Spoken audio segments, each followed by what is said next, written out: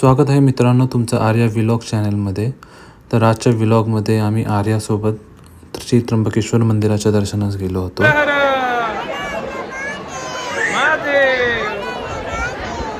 त्र्यंबकेश्वर ज्योतिर्लिंग हे भारतातील एक प्राचीन तीर्थस्थान आहे व स्वयंभू मंदिर नाशिक शहरापासून 28 किलोमीटर अंतरावर सह्याद्री पर्वताच्या पायथ्याशी वसलेल्या त्र्यंबकेश्वर तालुक्यात स्थित आहे. 12 ज्योतिर्लिंगापैकी एक हे ज्योतिर्लिंग आहे. त्र्यंबकेश्वरला येण्यासाठी तुम्ही नाशिकपर्यंत बाय ट्रेनने येऊ शकता व बाय ट्रॅव्हल्सने सुद्धा येऊ शकता.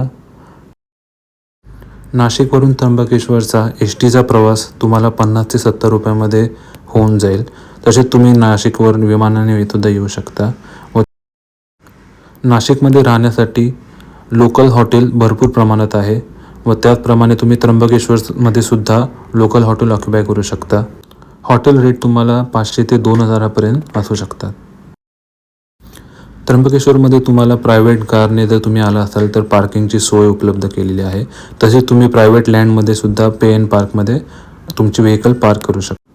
दर्शनासाठी जनरल लाईन आणि एक VIP लाईन आहे. VIP लाईनमध्ये पर पर्सन 200 रुपये घेतले जातात. आणि ही आहे आमची आर्या, जिने मस्ती करण्याचा एक क्षणसुद्धा सोडला नाही.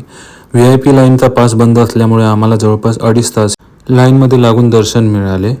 मंदिर परिसरामध्ये तुम्हाला टॉयलेटची व फ्रेश होण्याची एक सोय केलेली आहे. जेंट्स व लेडीजला वेगवेगळे. थोडी मोकळी जागा मिळताच पुन्हा आर्याने आमच्या मस्ती करायला चालू केली. इकडून तिकडे तिकडून इकडे खेळत खेळत तिने मस्त टाइमपास केला. ब्रह्मदेवांनी येथे एका पर्वतावर श्री महादेवांना प्रसन्न करण्यासाठी तप केले, जे पुढील काळात ब्रह्मगिरी पर्वत नावाने विख्यात झाले. या पर्वतावर एकेकाळी गौतम ऋषींचा आश्रय होता. गोहत्या पापातून मुक्तता मिळावी म्हणून त्यांनी कठोर तपश्चर्या केली आणि महादेवांना प्रसन्न केले. ते गौतम ऋषींच्या विनंतीनंतर महादेव येथे त्रिमूर्ती होऊन ज्योतिर्लिंग स्वरूपात विराजमान झाले. तेव्हापासून या स्थानाला त्र्यंबकेश्वर असे स्थान ओळखले जाऊ लागले. गाभाऱ्यात प्रवेश करता तुम्हाला हा काही त्याचे दृश्य दिसतात. शंकराची पिंड गाभाऱ्यात खूप खालच्या बाजूला असल्यामुळे तिला आरशामध्ये असे बघावे लागते. 3 तास लाईनमध्ये उभे राहिल्यानंतर कुठे आम्हाला जाऊन महादेवाचे चांगले दर्शन मिळाले. मित्रांनो, तुम्ही तुमच्या फॅमिलीसोबत त्र्यंबकेश्वरच्या दर्शनासाठी नक्की या. खूप सुंदर आणि भव्य असे हे मंदिर बघण्यासारखे आहे.